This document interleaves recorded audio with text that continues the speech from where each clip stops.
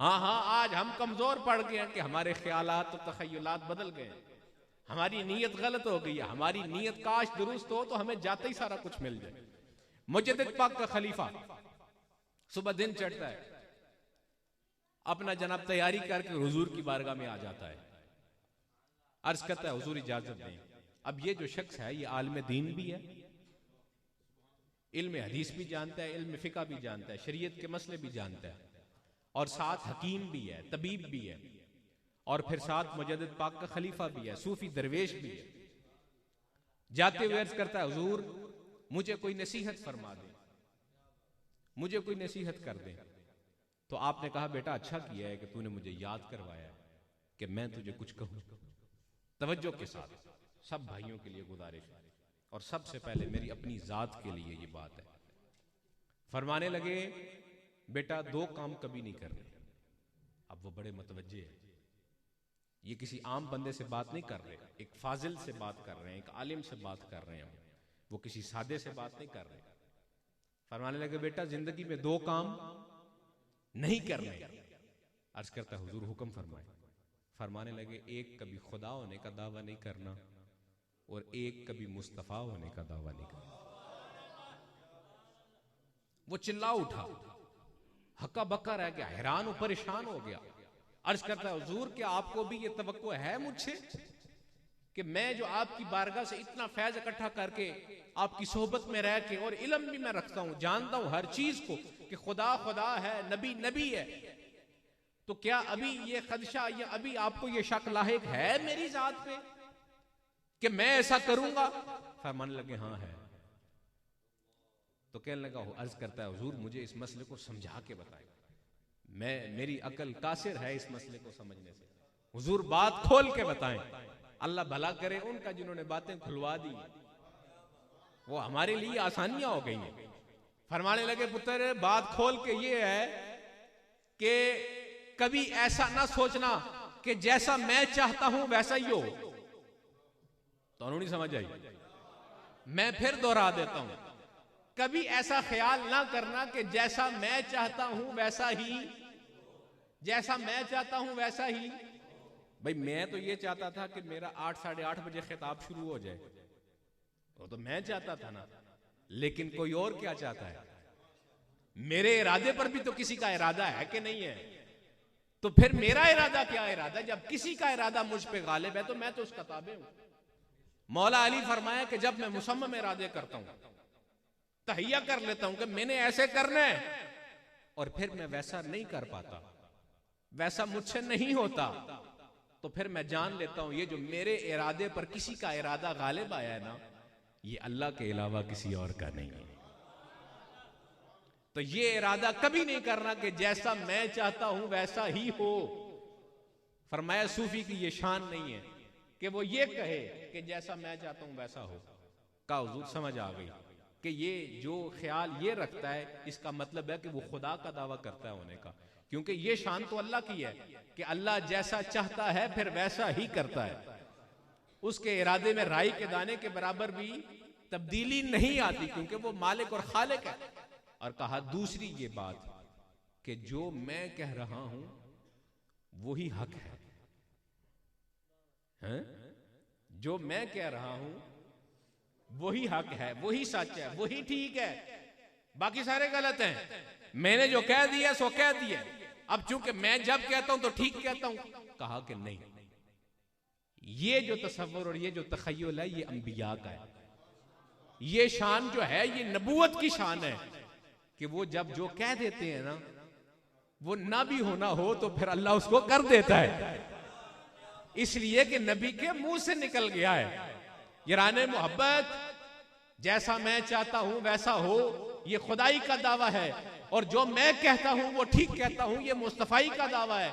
और इन दोनों दामों से जो हम जो हैं वो आजिज हैं, हम ऐसा नहीं कर सकते। इसलिए अपने अंदर इस बात को कभी पैदा ही ना होने देना, तेरी मंजिल खराब हो जाएगी, शैतान तुझे ले डूबेगा, तेरी मंजिल को हटा देगा, तुझे इतना दूर फेंकेगा कि वापस आते हुए तुझे वक्त लगेगा। आपने एक बड़ा मशहूर वाकया सुना हुआ है, हजरत शेख अब्दुल कादिर जीलानी महबूब सुबहानी कंदील नूरानी हुजूर गौसे आजम रज़ी अल्लाह ताला अन्हु के शैतान वो बादल के टुकड़े में आके कहता है कि अब्दुल कादिर, हमने आपकी नमाजें कबूल कर ली, नमाज पढ़ने की जरूरत है? बोलो। अब मैं सुबह से लेके शाम तक तकरीरें करता हूं तो मुझे भी नमाज पढ़ने की जरूरत नहीं, ऐसा ही है? अब मैंने जो है वो 8 साल कदर से निजामी कर लिया तो मुझे भी नमाज पढ़ने की जरूरत है? अब मैं दिन भर तिजारत करके थका हुआ हूं तो अब शाम में मैं अब नमाज भी पढ़ूं? नहीं नहीं। लेकिन यारो सुनो, अल्लाह वालों के तरीके क्या थे। अब्दुल कादिर, आपको नमाज पढ़ने की जरूरत नहीं, आपकी नमाज हो गई है, आपने जो दीन की खिदमत किया वो सारा कुछ हो गया। तो आपने एक लम्हे के लिए ख्याल किया कि ये जो आवाज मुझे आ रही है कि मुझे नमाज से जो है वो बरी किया जा रहा है, तो ऐसे क्यों है? अल्लाह के करीब, अल्लाह के सबसे करीब तरीन कुर्ब खास में अगर कोई हस्ती है तो वो हस्ती एक ही है, जनाब मोहम्मदुर रसूलुल्लाह। अगर नमाजों की छूट होती या माफी होती तो सरकार को होती, लेकिन क्या है कि उम्मती पर 5 फर्ज हैं और नबी पर 6। हुजूर तहज्जुद भी पढ़ते थे, नबी के ऊपर 6 हैं और उम्मती के लिए 5 हैं। अगर छठी वो जो नबी पढ़ते थे उम्मती भी अपना ले तो फिर बड़ा ही कर्म हो जाता। अब्दुल कादिर, ये क्या आवाज आ रही है कि सरकार तो 6 पढ़ते रहे और 5 से भी जो है वो बरी किया जा रहा है? कहने लगे नहीं, ये रहमान की सदा नहीं है, ये शैतान की सदा है। तो कहते हैं अस्तगफिरुल्लाह ला हौला वला कुव्वता इल्ला बिल्लाह। अब जब दुम दबा के भागा तो ये उसने पहला हमला किया था। दूसरा हमला क्या करता है? तवज्जो के साथ दूसरा हमला कहता है, अब्दुल कादिर, आपको आपके इल्म ने बचा लिया, आपको आपके इल्म ने बचा लिया। तो ये दूसरा हमला था। शेख अब्दुल कादिर कहते हैं अस्तगफिरुल्लाह, मुझे मेरे इल्म ने नहीं, मुझे मेरे रब के फजल ने बचा लिया।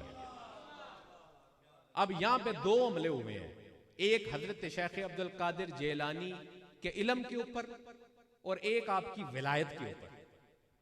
पहला हमला जो हुआ वो वलायत पर था, दूसरा हमला जो था वो इल्म पर था। सुनो, अगर शेख अब्दुल कादिर उस वक्त राई के दाने के बराबर भी ये तसव्वुर कर लेते कि लो भाई नमाज माफ है।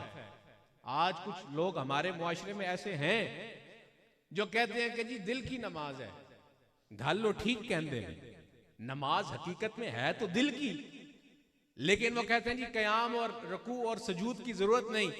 मैं कहता हूं तुम कौन होते हो? जब नबी ने कयाम किया तो हम कैसे ना करें, जब नबी ने रुकू किया तो हम कैसे ना करें, अरे जब नबी ने रज रज के सजदे किए तो हम कैसे ना करें। तो वो जो पहला हमला विलायत पर था कि हजरत शेख अब्दुल कादिर अगर ये इन लोगों की तरह कह लेते कि वाकई जी दिल की नमाज है बाकी नमाज कोई नहीं, तो वलायत चली जानी थी। तवज्जो है? सारे दी तवज्जो है?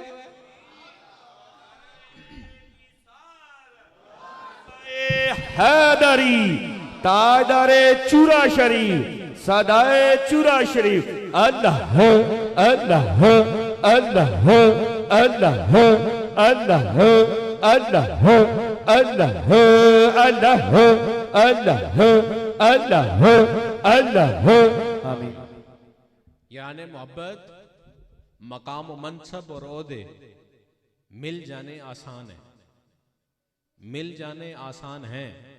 मैं फिर अर्ज करता हूं, ये मनसब मिल जाने आसान है लेकिन इन्हें संभालना बहुत मुश्किल है। हजरत शेख अब्दुल कादिर जिलानी हुजूर गौसे आजम रज़ी अल्लाह ताला अन्हु एक लम्हे के लिए भी ये ख्याल करते तो वलायत चली जानी थी। और दूसरा हमला जो इल्म के ऊपर हुआ, ये हमारे लिए सबक है कि तुझे तेरा इल्म बचा गया। अब मैं कहूं कि मेरे इल्म की वजह से आप मुझे सुन रहे हैं, नहीं, मेरा तो ये ख्याल है कि किसी की नजर की वजह से आप मुझे सुन रहे हैं। वो हजरत ख्वाजा मोहम्मद यार फरीदी रहमतुल्लाह अलैह अजमेर शरीफ ख्वाजा मोइनुद्दीन चिश्ती अजमेरी की बारगाह में हाजिर थे। उर्स पाक का मौका था तो वो जो सजादा नशीन थे उन्होंने कहा आप पाकिस्तान से आए तो आप भी कुछ सुनाएं। तो जब उन्होंने सरकार मदीना की बात की ना, बहुत बड़े शायर हैं, बहुत बड़े शायर। जब सरकार मदीना की बात की ना, तो वो जो सजदा नशीन थे उन्होंने आवाज दे के पास बुलाया, कहा लगता है आपकी नजरों ने किसी को देखा है। ये जो आप बात कर रहे हैं, लगता है आपकी नजरों ने किसी को देखा है। तो ये भी फिर अल्लाह वाले थे ना, तो हाथ जोड़ के कहते हैं नहीं हुजूर, मामला ये है कि मुझे किसी ने देखा हुआ है, मैं किसी का दिखा हुआ हूं। ये नजर का कमाल है, किसी की नजर मुझ पे पड़ी हुई है। तो अगर नमाज कब आ गई तो फिर वलायत गई, और अगर ये सोच लेते कि मेरे इल्म ने मुझे बचा लिया तो फिर इल्म भी जाना था। तो अलबत्ता वलायत संभालनी भी मुश्किल है और इल्म संभालना भी मुश्किल है, और जो इन दोनों चीजों को संभाल लेता है उसे ही तो गुलामान मुस्तफा कहते हैं, उसे ही तो अल्लाह वाला कहते हैं, उसे ही तो दरवेश कहते हैं, हकीकी मानों में उसे मौलवी कहते हैं। अरे ये लफ्ज मौलवी जो है, अगर इसकी मैं बात करूं तो बात बड़ी बढ़ जाएगी। ये बड़ा इज्जत वाला लफ्ज है। ये मिलाने वालों को मौलवी कहते हैं, और वो मिलाता किससे है? ये मौला से मिला देता है। अरे ये ऐसे पकड़ता है और ऐसे ले जाता है। और ये ख्वाजा हसन बसरी, वो ताइफा थी जो उसको सजदे में डाल के काम, बारी ताला इलाहा, मेरा तो इतना ही काम था, मैं तो यहां तक ले आया। ऐ अल्लाह, अगर यहां से उठकर भी अगर ये तेरी ना बनी तो फिर मेरी भी नहीं रहेगी और तेरी भी नहीं रहेगी। मौला यहां तक लाना मेरा काम था, आगे फिर तेरा काम है। कहते हैं वो सजदे में गई तो कुछ और थी, अब जब सजदे से उठती है तो फिर कुछ और है। आज जिक्र गौसुल वरा भी किया गया, और बिलखुसूस जो है वो सूफी गुलाम नबी साहब के वालिद गिरामी का खत्म पाक है।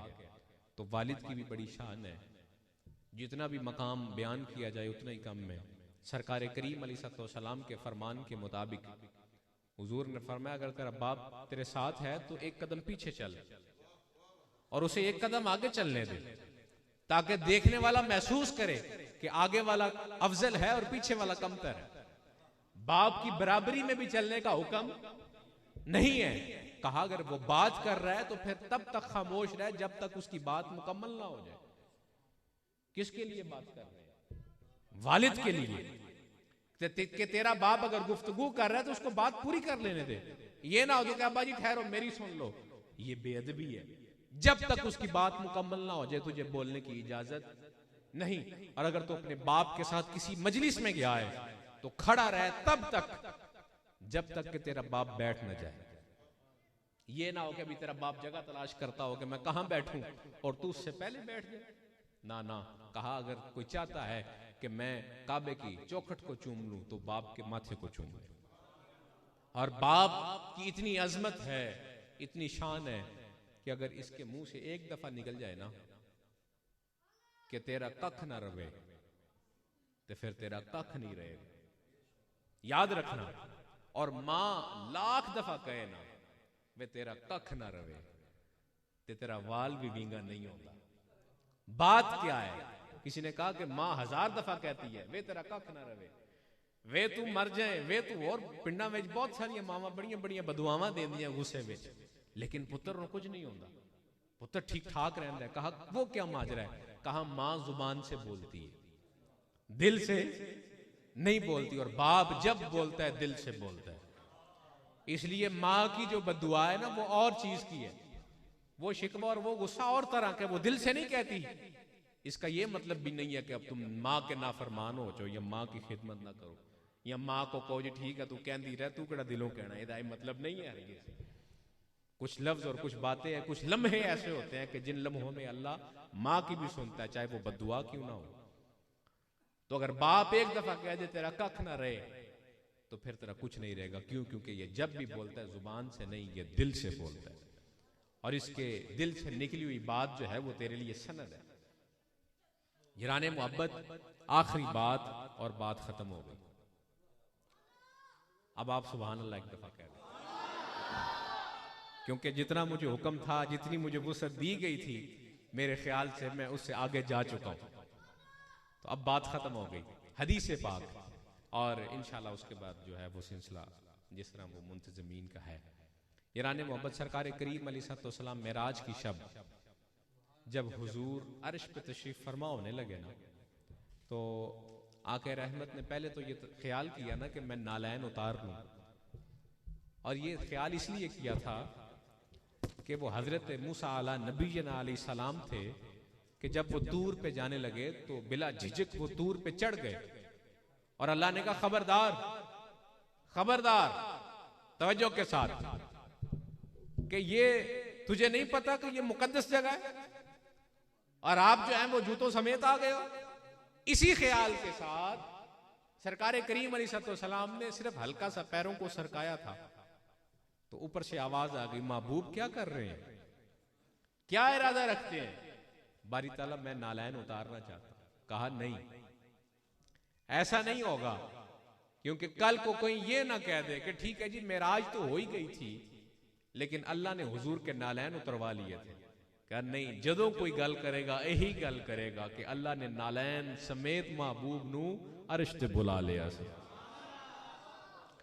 हुजूर फरमाते हैं कि जब मैं अर्श पे जा रहा था ना, तो मैंने अर्श के साए के नीचे एक शख्स को देखा, वो जो नूर के हाले में था, नूर में लिपटा हुआ था और वो अर्श के साए के नीचे था। तो हुजूर कहते हैं कि एक वो जगह है जिसे सिदरतुल मुंतहा कहा जाता है, जहां से आगे जिब्राइल भी नहीं आया, और एक ये अर्श है और इसके साए में एक नूर के हाले में शख्स लिपटा हुआ है। ये माजरा क्या है? अर्ज करते हैं बारी ताला इलाहा, ये कौन है कि जो तेरे रहमत के अर्श के साए के नीचे है और फिर नूर के हाले के अंदर लिपटा हुआ है? तो अल्लाह फरमाता है महबूबा ये तेरा उम्मती है, ये तेरा। अब सरकार करीम फिर सवाल करते हैं, ए बारी ताला इलाहा, क्या वजह है, कौन सा इसका अमल है, कौन सी इसकी बात है कि जिस बात की वजह से तूने इसे ये मकाम और मनसब अता फरमाया कि अर्श के साए में इसको जगह मिली? तो अल्लाह रब्बुल इज्जत ने इरशाद फरमाया कि तीन बातें हैं, तीन वजह हैं। इन तीन वजूहात की बिना पे इसे अर्श के साए में जगह दी गई। जराने मोहब्बत, ये तीन बातें आपके लिए सबक हैं, ये तीन बातें याद रखने वाली हैं, ये तीन बातें अमल करने वाली हैं। अब सिर्फ हमें बिरयानी खा के और उसको लंगर और तबर्रुक और उसको शिफा समझ के बात खत्म करने का वक्त खत्म हो गया है। बेशक लंगर शिफा है, बेशक लंगर करम करता है, लेकिन अब सिर्फ चूरी से काम नहीं चलेगा, अब खून भी देना पड़ेगा, अब एक कदम उठाना पड़ेगा, अब मैदान अमल में निकलना पड़ेगा, अब अमल करके बताना पड़ेगा कि अरे तू जो चाहता है हम वैसा नहीं करेंगे, हम जिएंगे भी हुजूर की गुलामी में, मरेंगे भी हुजूर की गुलामी में। अब अल्लाह रब्बुल इज्जत कहता है कि तीन बातें हैं, तीन वजह हैं कि जो मैंने इसे अर्श के साए में जगह दी। पहली वजह यह है, तवज्जो है, पहली वजह यह है कि ये जो शख्स था ये मस्जिद को आबाद करता था, मस्जिद को आबाद करता था। मस्जिद को आबाद करने से क्या मतलब है? आप अकेले आओ यहां नमाज पढ़ के चले जाओ तो क्या आप मस्जिद को आबाद कर रहे हैं? नहीं, जमात के साथ जब आप नमाज पढ़ते हैं और कहने वाले कहें कि यार इस मस्जिद में बड़ा रश होता है, इस इलाके के लोग बड़े पक्के नमाजी हैं कि नमाज के वक्त 5, 6, 7, 8 सफ़ें बनी होती हैं, ये मस्जिद बड़ी आबाद है। तो अल्लाह फरमाता है कि वो जो मस्जिद को आबाद करता था, पहली वजह यह है कि ये मस्जिद को आबाद करता था, जमात के साथ मस्जिद में नमाज पढ़ता था। और दूसरी वजह यह है जो आपकी और मेरे मतलब की है कि जब ये जिक्र के हलकों में जाता था तो फिर खूब मेरा जिक्र करता था। ये जिक्र का हलका है जिसमें आप और मैं हाजिर हैं। अल्लाह रब्बुल इज्जत फरमाता है महबूब जब ये जिक्र के हलकों में जाता था तो इसे बार बार ये नहीं था कहना पड़ता कि सुभान अल्लाह आखो, बार बार नहीं था कहना पड़ता कि माशाअल्लाह कहो, बार बार नहीं था कहना पड़ता कि या रसूल अल्लाह कहो। नहीं, जब ये जिक्र के हलकों में जाता था तो फिर खूब रज रज के जिक्र करता था। और तीसरी वजह और आखिरी वजह वो ये है कि जिस वजह से मैंने इसे अर्श के साए में जगह दी और नूर के हाले में ये लिपटा हुआ है, मैंने इसे इतनी इज्जत और इतना मकाम अता फरमाया, उस जगह पे आया जिस जगह पे कोई और नहीं है। तीसरी वजह यह है कि ये अपने वालिदैन का फर्मा बरदार भी था और खिदमत गुजार भी था।